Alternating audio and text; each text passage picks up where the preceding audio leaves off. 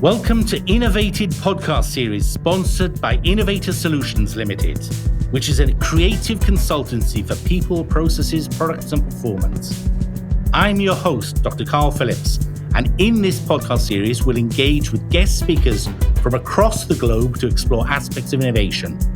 We will be lifting the lid on innovation and then detailing mechanics of making it happen.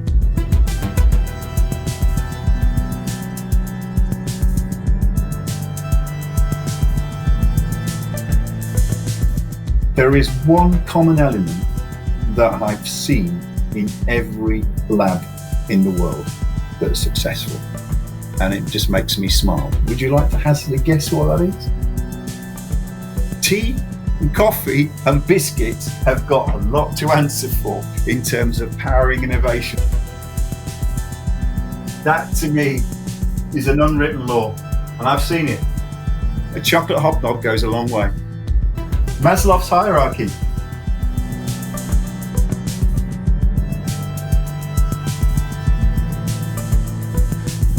Welcome to the first episode in our podcast series.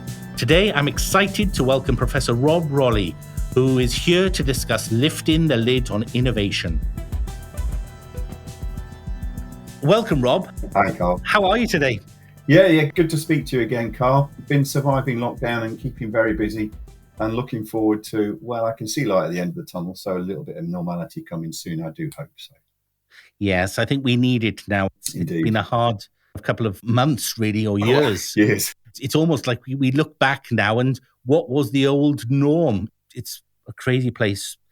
Today, really, we're talking about innovation. And what I want to do, I want to lift the lid on innovation, understand some of the crazy things about innovation, why it's so difficult, and why people really can understand innovation and what good looks like.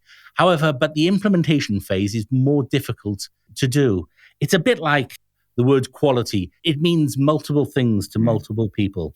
What do you think we mean by innovation? Because I've seen so many different definitions on the internet and in books and across the media. What do you think it means? Good question, Carl. And to me, innovation is probably categorized by something along the lines of 1 + 1 = 10,000. Because innovation is something incredible. It's something really new and impactful. It's not just a new feature or app on a phone. It is something that is really going to change humanity and society. I think you're right there. Too often people think of innovation as a product. Yep. But often it's wider than that. It's a business process, a mindset or methodology. Are you able to give me some examples of where you've seen this in action? To me, there are some obvious big innovations. I mean, from history, if we start to look a little bit like, we've got steam power, we've had electricity, radio, radar, internet and space. So these are some real clear examples of where things have come along and not only changed how we do things, but the products as well. So they're the things that I would measure against when someone says, oh, I've innovated something new. You need to have a yardstick, those big historical things. Those yardsticks, do they come about by people, or is it a standing on giants technique, do you think, that actually we get those breakthroughs? Some of them come through real need and adversity. Pick radar, for example, there was obviously a need going on there. And that really did challenge people. And when there's a real need and a real challenge, that gets the creative juices going, whether it's for survival or whether it's for something that's going to solve something. I mean, just look recently at the pandemic, the production of the vaccines.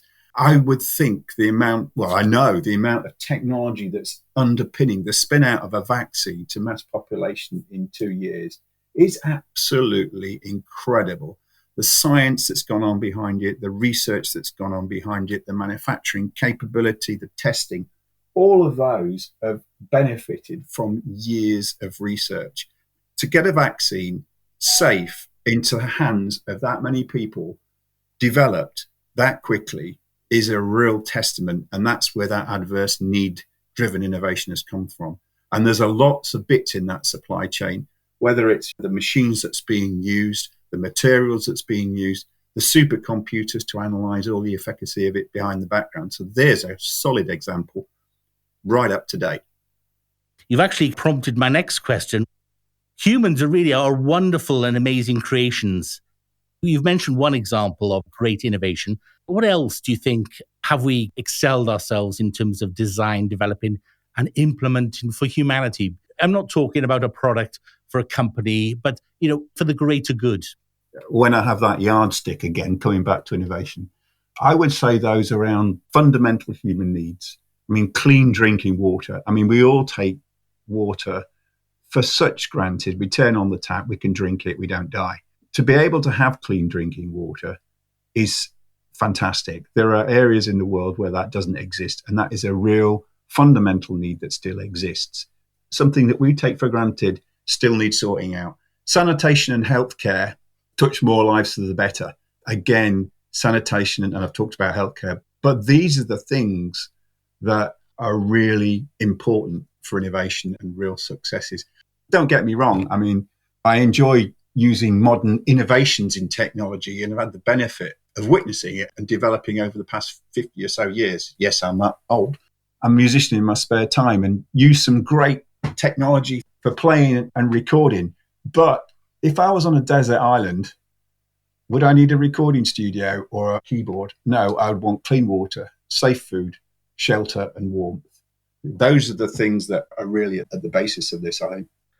You're absolutely right, Rob. The basic ingredients of life we take for granted when in lots of parts of the world, these are almost luxuries. So why is it then that innovation is so hard and problematic when we know what good looks like when we see it? But why can't we just roll it out across the world? Well, I think we have to have a look at what motivates and rewards and incentivizes here. There's no shortage of the needs for innovation to pull on. I think the issue here is around how you enable people to contribute to that in a way that they can do without the pressures of day-to-day life, but also have access to the facilities needed to solve some of these issues, the large capital asset, and also the backup of industry to turn that into a solution in a friendly way. So I've got some thoughts on how we can do that, but I think that the prerequisites are that it's hard because there's not that support around that enablement to let the brains that have got it get on and do it. I'm noticing or seeing a theme, really. There's lots of ideas from youngsters, but not necessarily businesses to back it. Yeah, absolutely. I mean, the businesses will be business and they will drive forward the things that they need for their business. Whereas I think those that aren't constrained by business will perhaps think about some of those bigger world issues that they'd like to solve. There's no business of doing good stuff for the world, is there? Absolutely, you're right. And I think COVID's taught us a really good lesson of not taking for granted, I think, things that we did in the past and really boiling down what is essential for us. We've realized the value of companionship, talking to people, interfacing and things like this, which essentially in the past we've taken for granted, but now we can generally only do through Zoom calls or kind of remotely. There's only so many of those you can take. Indeed. You were talking about you've been in the business for a long time. So what is the best innovation project, product or service that you've been involved with, associated with, or helped drive forward? And why is that? So tell me about that. Yeah, I don't think by my own definition of innovation, I've ever created anything that's kind of really innovative. But I led some great product developments over the years. And it's hard to really pick the best. One that springs to mind is while I was working in the heat of the telecoms boom back in the 90s, I was working for Nortel, sadly no longer around. We had a high-performing team that was working with other teams in the UK and in Canada to deliver a telecoms product to market. And I know that doesn't sound particularly exciting, but the real thing that stands out for me here was this was really one of those where we had, starting from a clean sheet of paper, we've got to deliver this product from concept to delivery to market in about 2 years because it's powering the internet. We've got real customers there that are waiting for this. Did we have a team? Well, we had some of the team, but it was like, okay, Rob, go out and grow a team to develop this bit of that capability. And I did exactly that. I was privileged to have people working all the way around the world, a multinational team, where we had one common goal, that we were going to deliver this damn thing. And actually working with a wide range of people and bringing this together with that pressure. People talk about high-performing teams, and I've been in many teams that have been good, but this was one of those that really actually was high-performing. And I look back at that with fondness. I'm still in touch with the people I work with. It was probably 20 years ago now. And as we work together to solve some real difficult problems, developing new algorithms, developing new products, integrating it all together, getting it working, shipping it to the customer and improving it. And that was a fantastic journey because everybody was unified on that process and everybody in the team was working collaboratively and getting it done. We learned so much and it was brilliant. And how did you pick those people? Or did they naturally gravitate to your team? Was it kind of selection process or? Oh my word, yes. We were looking for very specific skills because we were developing new voice algorithms and you need DSP experts for that. So we had a number of digital signal processing experts that we brought in to do that, a team of people working on that. We also had some people that understood telephony of how you put it together. So we're working with people that did that. We're also working with some large chip manufacturers who are creating the technology that would allow us to deliver the services we need. So it's leading edge chip development. I mean, the chips, all about Moore's law, but there weren't chips around when we started it that could do what we needed, but they were coming. We were getting raw next generation chips and we were working with the silicon manufacturer to deliver what we needed to get the capability. So you've not only got the chip manufacturers working with you, you've got the algorithm team, and we had multinational teams working around the clock. And that was absolutely fantastic. I mean, we used to have a lab where we had a counterpart lab at the other side of the world. This is before all this Zoom and all that. I mean, what we had in the lab was just a large TV and a camera. And the camera was on 24/7. The lab, the other side of the world, was on the screen and the camera was pointing at our lab. So when you went in there, you would be talking and as if you was in the room with someone on the other side of the world. I mean, this isn't high quality. This was just a TV and a microphone. But what it meant was you could actually interact. You just say hello to, or how's it going? Have those conversations and actually work through technical problems, not emails, but live person-to-person contact with people around the world in the different time zones. And that was just like walking in a time capsule. It was brilliant. That was so valuable. You could see people in the lab and you just have a chat with them on the other side of the world. So it's building that team. That was brilliant.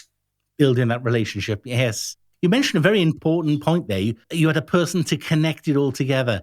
And often, I think there's a lot of technology out there. And sometimes it's a bit like Lego. All you need is the instruction booklet to put it all together.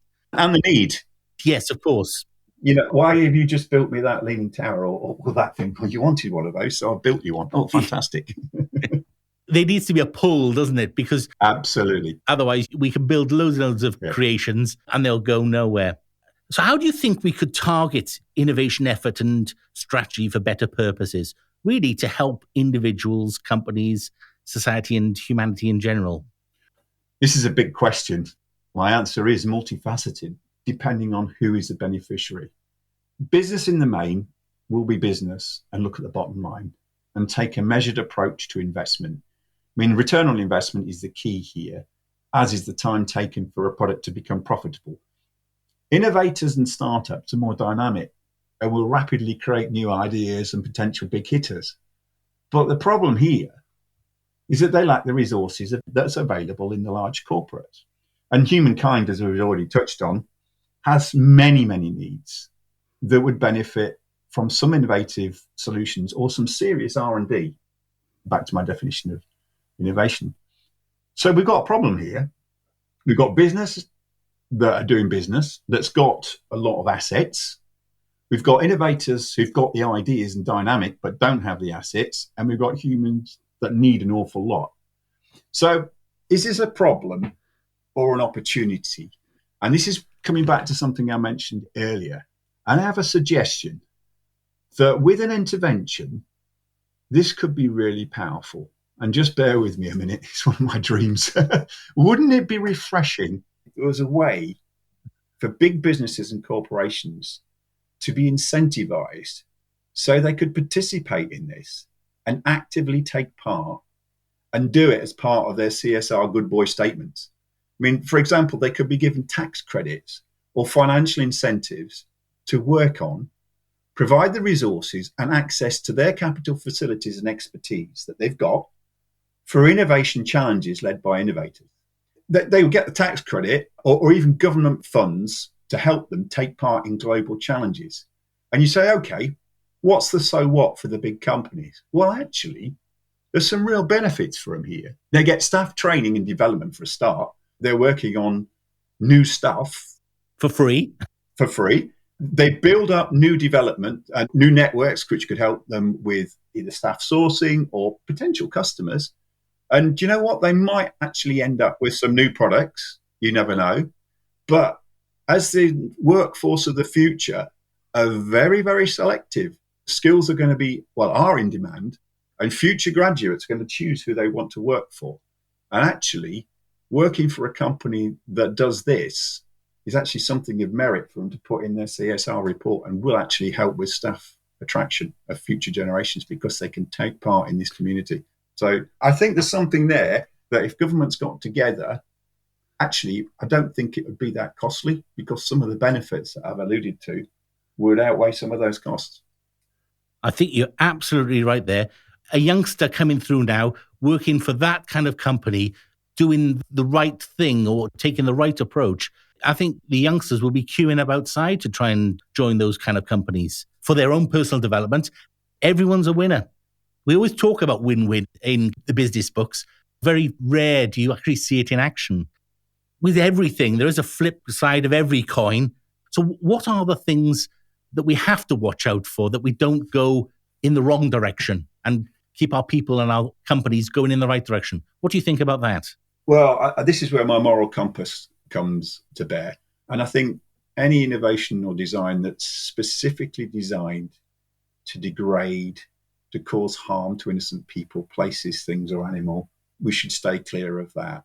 Those are the things that you wouldn't want to be involved with, nor with those staff. So to some degree, you have to put your trust in the government. And thankfully, we're a country where human rights is important compared to some areas of the world. So I rest easy with that here. But some areas of the world, that isn't quite the case. We're not on a level playing field, really, unfortunately. No. But I think if we can identify when innovation is going in the wrong direction and people are brave enough to put their hands up and say, we're going in the wrong direction, I think we can continue doing the right thing.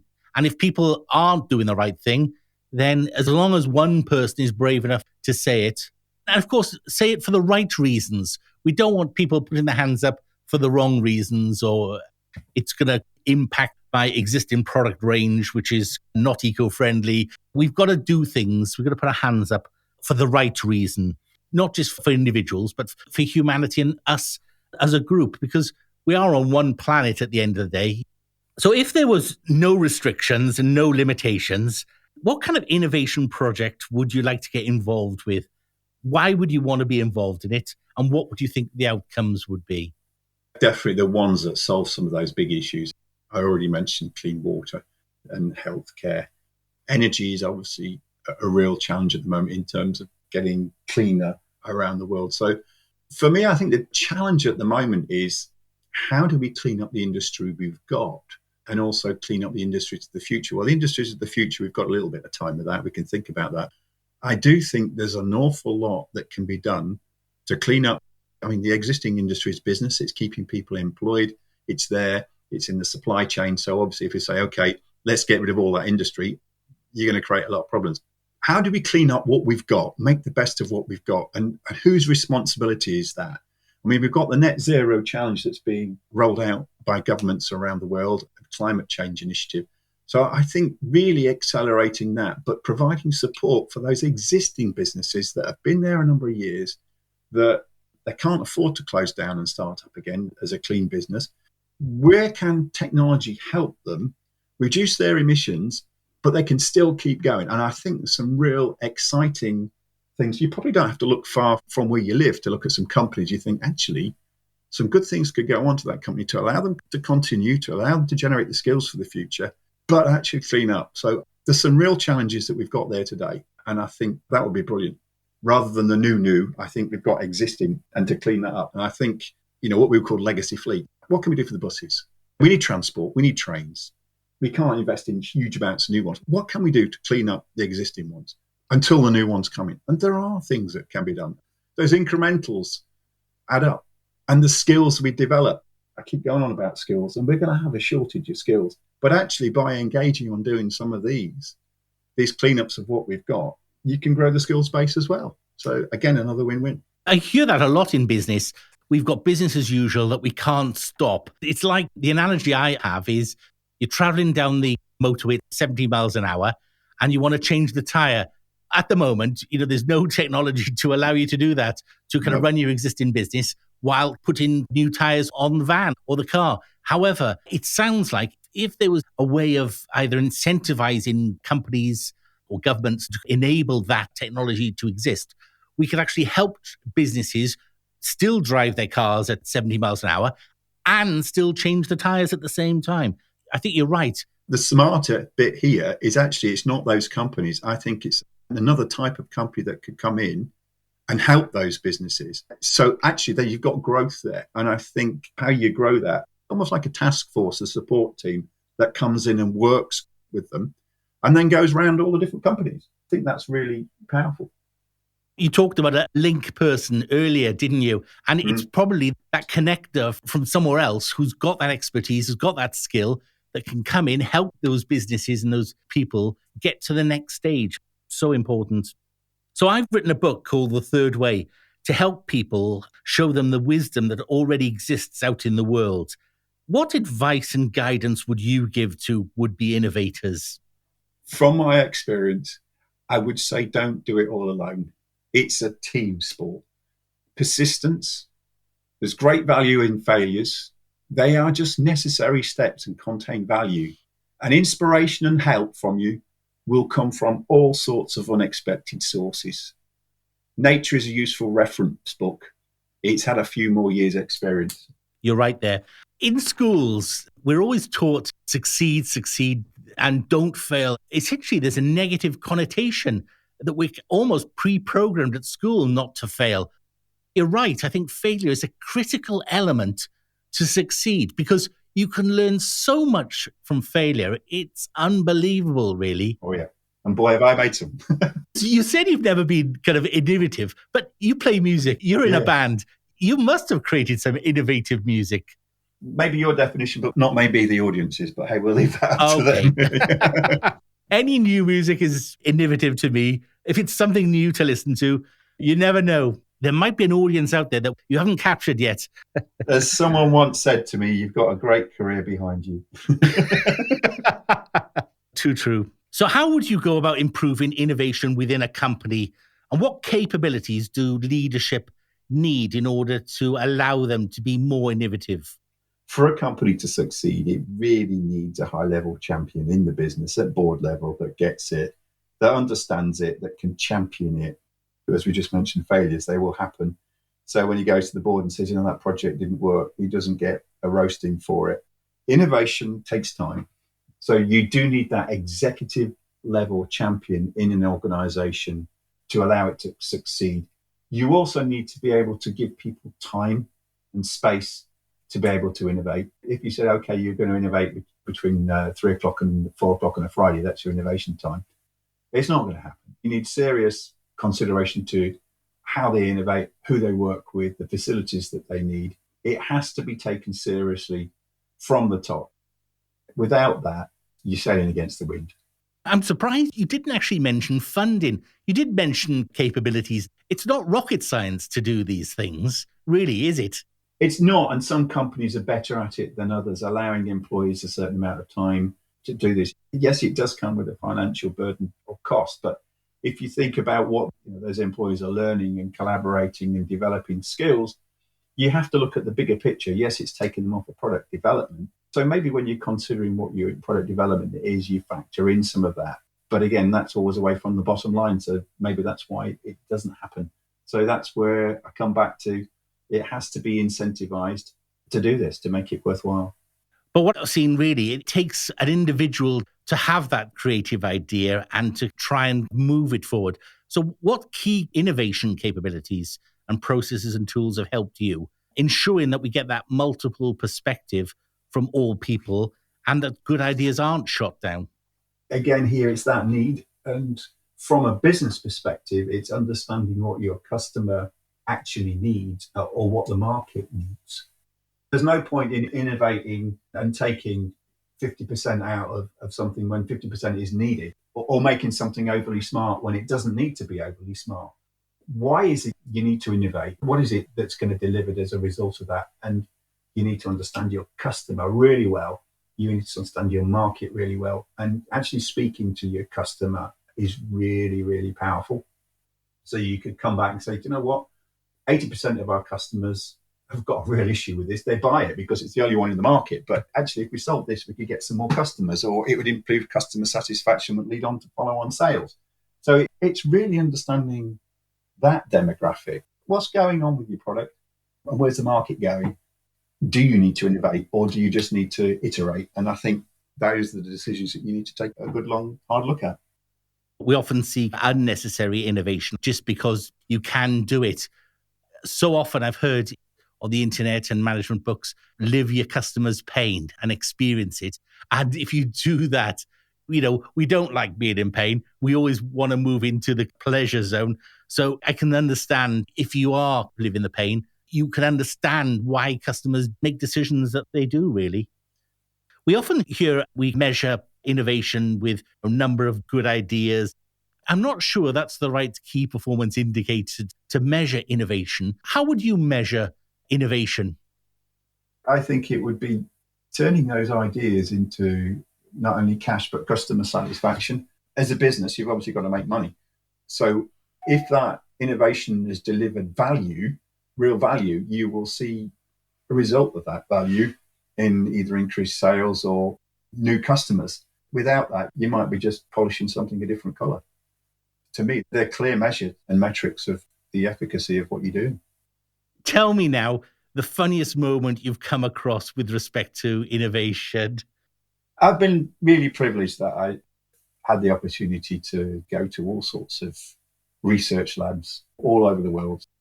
I think one of the things that really hits me is that I can be in one of these, and I've been to a few of these large nuclear colliders and accelerators, the size of many football fields, with fantastic amounts of instrumentation, measuring the tiniest kind of movements of atoms and subatomic particles, or fantastic new semiconductor manufacturing facilities, or whatever these world-leading research labs in different fields. There is one common element that I've seen in every lab in the world that's successful, and it just makes me smile. Would you like to hazard a guess what that is? Fun? People having fun? Well, there is that, but their heart, putting their heart into it. Well, that as well, but on the Something side, else? There's usually coffee mug or a tea mug and some biscuits, ever present wherever this is going on. So I think tea and coffee and biscuits have got a lot to answer for in terms of powering innovation. So I think, that to me is an unwritten law, and I've seen it. And I'm not going to name names, but some of these research labs that have got clean rooms, a chocolate hobnob goes a long way. What you're telling me, we've lifted the lid on innovation by saying it's caffeine and sugar that make it work and power every single innovation. And if it goes into the night shift, you see the pizza boxes by the bin, and that's all I'm saying. Okay, the carbohydrates as well. I think we've understood the fuel of innovation. It's basic needs. It's human needs. Maslow's hierarchy. You are absolutely right. People gravitate to what they want or what they need. Absolutely. And if you point them in the right direction, unbelievable things are possible. I'd like to thank Rob for participating in this innovation event. It's been great having you, Rob. And the insights you've given us are absolutely so insightful that if only a small element are taken forward, I think there'll be a real big difference. You're very welcome, Carl. Nice to speak to you. Thank you very much.